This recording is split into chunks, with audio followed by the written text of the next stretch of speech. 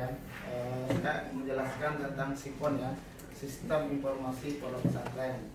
Dan menurut saya ini termasuk sistem yang sangat canggih.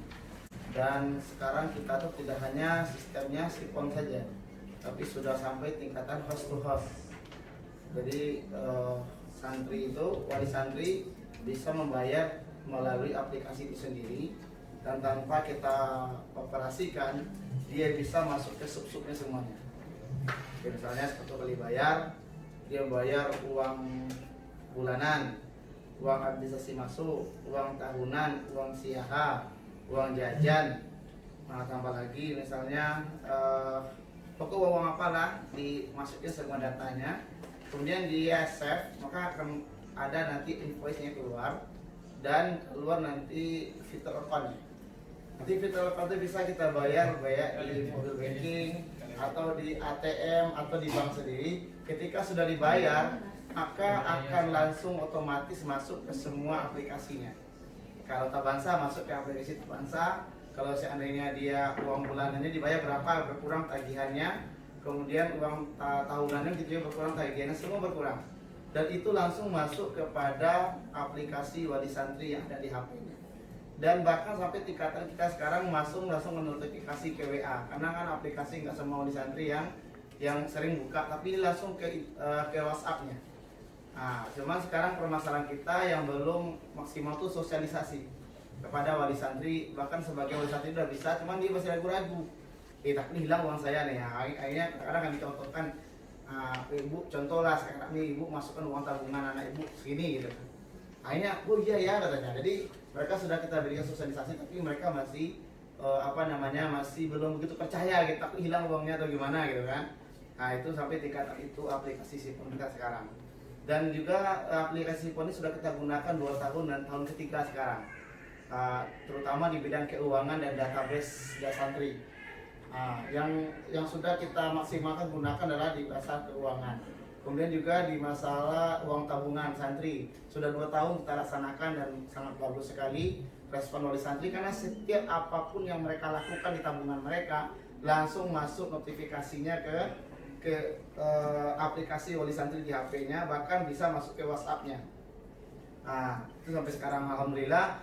Dengan demikian nanti wali santri bisa kontrol jajan anaknya, dan itu bisa dibatasi mau berapa. Kalau sekarang kita buat 20.000, karena ada wali santri sebagiannya anaknya terlalu kecil, belanjaannya dia nggak mau.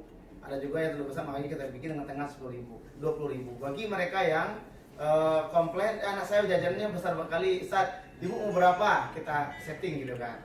Kemudian juga di bidang laundry juga gitu, otomatis tanpa santri pegang uang, otomatis. Dan juga kita sudah membuat juga dengan RFID, kartunya tuh bisa dengan cashless. Dia bisa belanja dengan cashless, dia bisa belanja di laundry bisa dengan cashless, kemudian dia belanja di minimarket Putra, minimarket Putih itu udah jalan, bisa dengan cashless. Cuman untuk kartu ini kita belum maksimal kita buat, karena dia butuh dana 20.000 atau 10.000 per kartu. Dan juga kita butuh desain. Mungkin nanti setelah ini kita minta ke Sekjen Mas Fateh, kita bisa bekerjasama nanti untuk mendesain kartu santri ini. Dan juga kita sudah kita beli sampelnya 8 ya Bung Ri ya. Dan mesinnya kita beli 3, murah, beli mesinnya 200.000 aja. Nanti di kartu itu rencana kita mixkan dengan sistem barcode di sebelah belakang, dan kartu santri FID-nya bagian depan ada foto santri dan data santri. Target kita nanti semuanya dia bisa dia juga mentransfer uangnya ke temannya, dan juga bisa dia cek saldonya. Nanti ada mesinnya yang kita beli, bisa dicek saldonya, dia belanja pun bisa tinggal gesek saja. Nah, itu sudah berjalan, tapi kartunya belum. Kemudian juga satu lagi, Toserba ini juga sedang kita garap dengan sistem retail. Retail ini sedang kita garap. Nanti retailnya itu jadi ada member namanya. Nanti wali santri pun bisa dia membelikan untuk anaknya dari rumah. Bahkan sampai tingkatannya nanti bisa dibuat kayak Shopee. Kalau seandainya kita lebih besar lagi minimarket, kita bisa dibuat kayak Shopee. Ada barang yang tampil di situ, wali santri pencet aja, nanti dia bayar dengan uang tabungan anaknya, bisa dia transfer sendiri. Itu gambaran perkembangan SIPON sekarang. Adapun yang disampaikan Pak Undri tadi adalah karena SIPON sendiri itu didesain adalah tingkatannya memudahkan komunikasi antara pihak pondok ke wali santri sebenarnya desain siponnya bukan untuk akuntansi, bukan sebenarnya, tapi kemarin kita beralih dari mayop kepada sipon. Akhirnya kita minta sipon tuh dibikin agak bisa ke akuntan sedikit gitu kan, Pak Undri lebih tahu. Jadi sehingga pihak siponnya kadang-kadang nggak kewalahan karena dia basicnya nggak di sana gitu. Sehingga Pak Undri kan basic beliau di akuntansi, sedangkan pihak sipon tidak sampai ke tingkatan ilmu yang dimiliki oleh Pak Undri, hingga sampai sekarang kadang-kadang mereka agak kewalahan untuk membikinnya, kecuali dia dihandle langsung oleh Pak Undri. Kemarin alhamdulillah Pak Undri langsung datang ke sana, akhirnya dia belajar pun sama Pak Undri akuntansi jadinya. Nah, gitu. Jadi seandainya kalau kita sampai tingkatan bikin akuntansi sampai yang diminta oleh Pak Undri tadi, maka kita butuh proses untuk. Tapi kalau seandainya kita hanya sesuai dengan visi dan misi sipon, memudahkan wali santri dan semuanya terbuka, tidak hanya keuangan saja, tafisnya, pelanggarannya, poin-poinnya, dan juga prestasinya, sakitnya dan sebagainya. Kali itu saja, alhamdulillah luar biasa. Tapi sampai tingkatan akuntansi mungkin nanti kita butuh proses. Jadi maka untuk itu mungkin setelah ini kami minta kepada ketua yayasan dan pembina mungkin beri kami support untuk bikin tim gitu, akan bisa nanti bikin kartu santri dengan RFID tadi, sehingga semua santri tinggal apa namanya gesek aja gitu kan.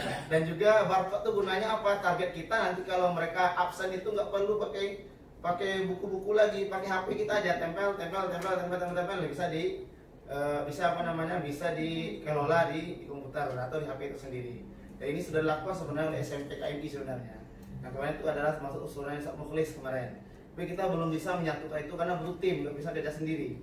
Ya terutama desain kartu itu adalah butuh Mas Fateh, juga bikin foto juga butuh Mas Fateh, butuh data, juga butuh nanti Ustaz Mukhlis dan mungkin Ustaz Diki juga. Kalau ada satu tim, ini akan cepat selesai. Tapi kalau hari ini diserahkan hanya ke Ustaz Usman, karena insya Allah bertahun-tahun akan selesai. Gitu. Itu harapan saya. Nanti mungkin perlu kita bahas apakah sipon ini benar-benar kita tarik sampai tingkatan akuntansi atau sesuai dengan visi dan misi sipon saja. Karena kemarin Usman juga ikut diklat di Kemenak, kata beliau kalau pihak pondok pesantren itu sebenarnya tidak harus seperti pembukuan perusahaan, karena akan menyulitkan bagi orang-orang yang tidak ada basic dari S1, S2 akuntansi. Tapi kalau seandainya kita tetap meneruskan dengan sistem akuntansi di pembukuan dalam, ya silakan. Tapi apakah disederhanakan? Bisa juga, sehingga semuanya bisa menggunakan. Yang kali itu mungkin nanti minta tanggapan juga di Pak Undri, mungkin juga di Pak. Terima kasih.